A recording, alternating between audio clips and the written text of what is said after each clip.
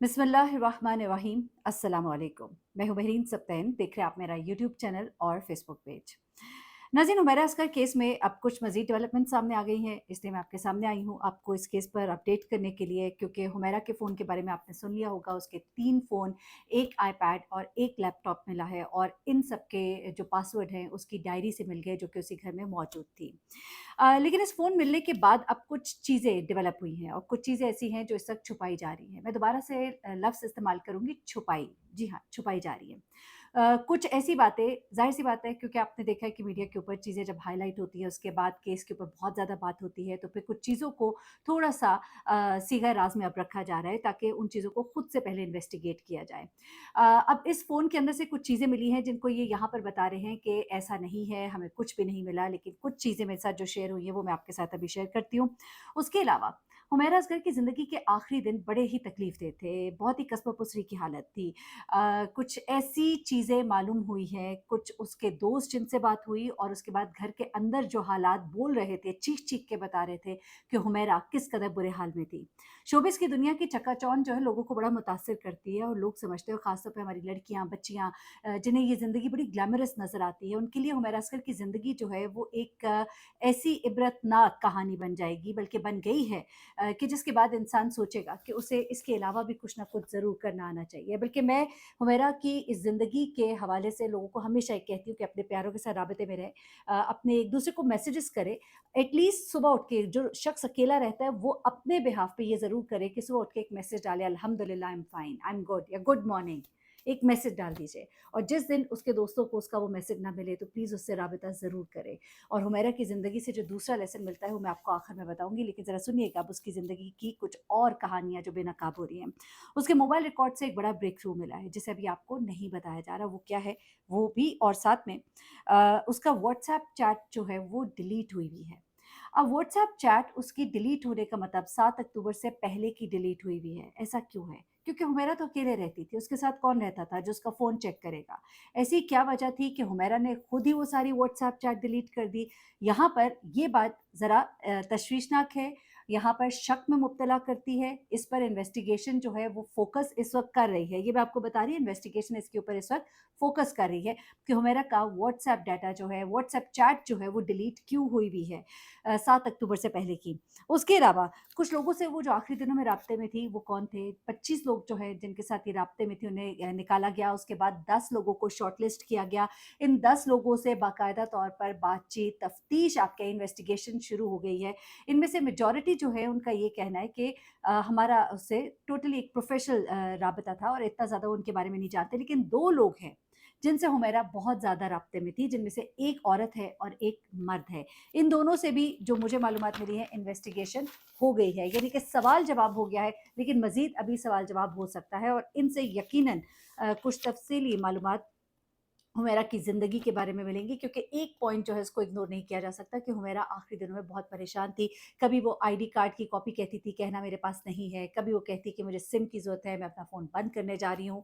तो ऐसा क्या था, वो किससे खौफ़ज़दा थी और क्या कोई ऐसा शख्स उसके घर में दाखिल हुआ था जिसने उसको मारने के बाद वो व्हाट्सएप चैट जो है वो डिलीट कर दी, नंबर 1। नंबर 2 ये कि हुमैरा के घर के बारे में जो कहा जा रहा था वो अंदर से बंद था, वो बात जो है आधी सच और आधी गलत है। वो इस तरह से कि हुमैरा का घर जो है उसको जो लॉक लगा हुआ था वो बाहर से भी लग जाता है और अंदर से भी लग जाता है, और वो खुल भी बाहर से भी जाता है, अंदर से भी जाता है। तो जब इसको तोड़ा गया तो शुरू में यही कहा गया जी घर अंदर से बंद था, लेकिन कोई कुंडी नहीं लगी हुई थी। अब मैंने इस बात को कन्फर्म किया है, कोई कुंडी नहीं लगी थी, यानी कि ये बोथ वे काम हो सकता था। तो अगर किसी के पास चाबी थी तो वो हुमैरा के घर के अंदर जा भी सकता था और हुमैरा के घर से बाहर आ भी सकता था। सिमिलरली जो अंदर होता वो उसको अंदर से बंद कर सकता था, अंदर से खोल सकता था। तो ये बोथ वेज़ काम हो सकता था।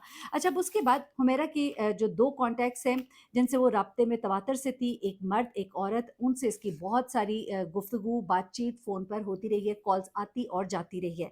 उसके बाद शोबिज़ के 2 लोग हैं, 2 डायरेक्टर्स हैं जिनसे ये आखिरी दिनों में राब्ते में थी और वो आखिरी दिन, अच्छा मैं आखिरी दिन बार-बार जब कह रही हूँ तो आप पूछ रहे होंगे कि आखिरी दिन थे क्या?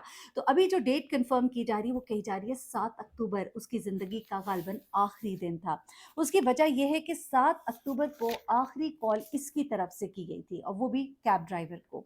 अब वो आखिरी कॉल जो इसकी तरफ से की गई थी उसके बाद हुमैरा की तरफ से कोई कॉल नहीं की गई। लेकिन अगले 3 दिन तक, यानी कि 8, 9 और 10 अक्टूबर, इन 3 दिनों में उसका फ़ोन ऑन रहा, फ़ोन बजता रहा, तवातर से कॉल्स आती रही, लेकिन कॉल रिसीव नहीं हुई और उसके बाद फ़ोन की बैटरी डेड हो गई।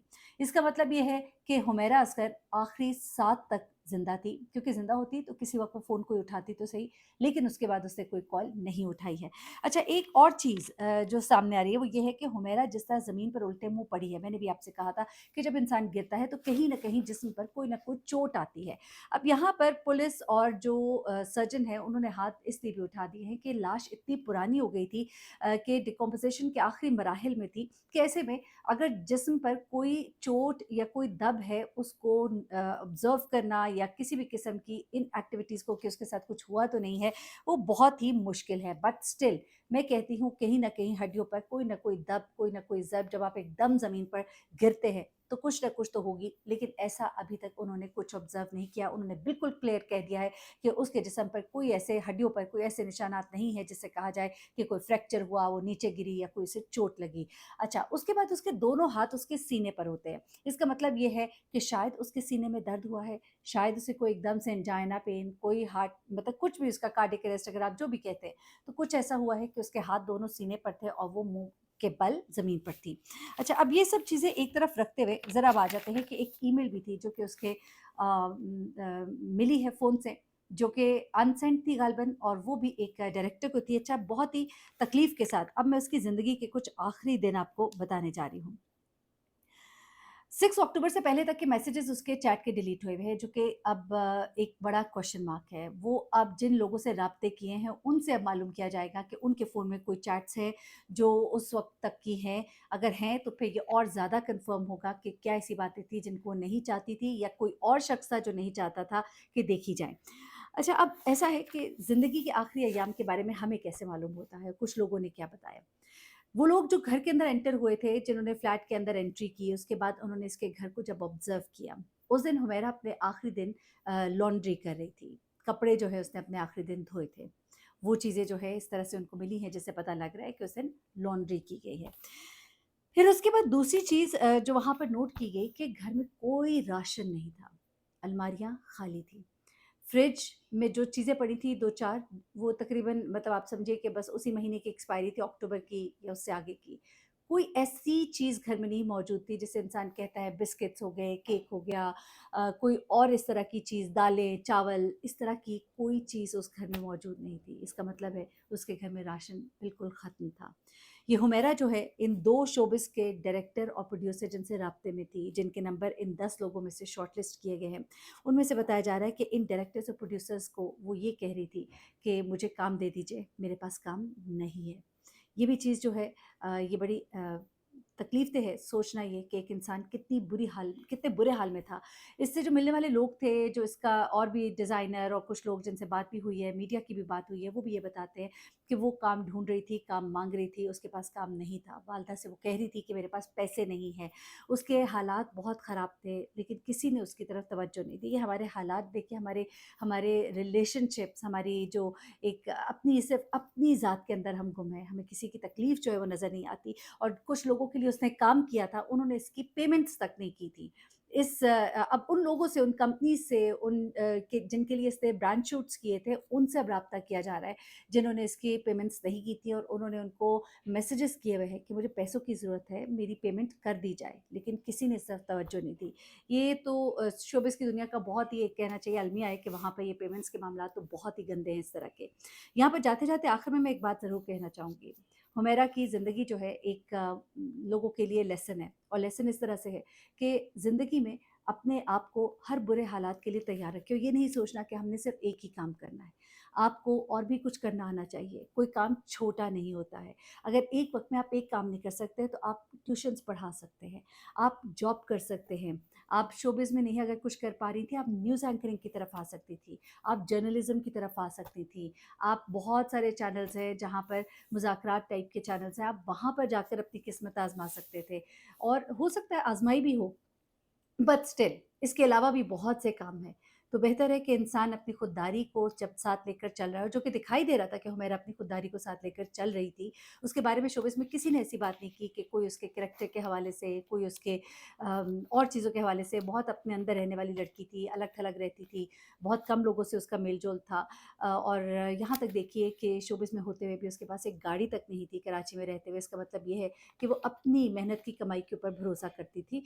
अल्लाह ताला उसके आगे के रास्ते को आसान करे, उसके बारे में गलत बातें करने से इज्तनाब कीजिए और दुआ कीजिए।